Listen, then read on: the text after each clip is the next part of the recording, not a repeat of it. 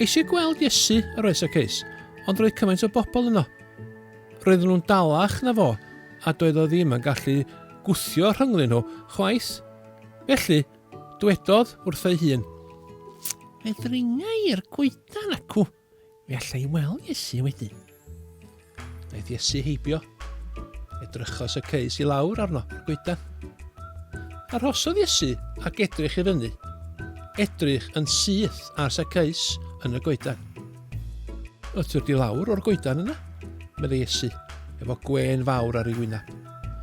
"Rydw i eisiau dod i dy dŷ di heddiw."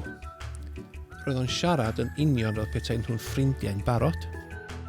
Roedd Zacchaeus wrth ei fodd. Roedd yn ddyn cyfoethog, ond doedd neb eisiau bod yn ffrindiau efo fo. Casglu'r dreth oedd gwaith Zacchaeus, ac roedd o'n twyllo'r bobl pan fyddan nhw'n dod i dalu treth iddo.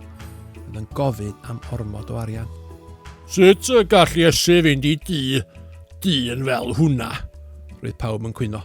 "Dydy Zacchaeus yn ddim byd o'n hen dwyllwr bach cas." Ond doedd Zacchaeus ddim am dwyllo byth eto. Roedd Iesu'n ffrind iddo yn nawr, ac fe wyddai na fyddai Iesu'n hoffi hynny. "Fe roa fi hanner fy arian i'r bobl sydd heb ddigon," byddai wrth Iesu y diwrnod hwnnw. Ac fe dala i nôl i bawb rydw i wedi dwyllo 4 gwaith drosodd." Roedd Iesu wrth ei fodd. Pobl fel ti rydw i eisiau eu hachub, a dod â nhw nôl at Dduw, meddai wrth Zacchaeus.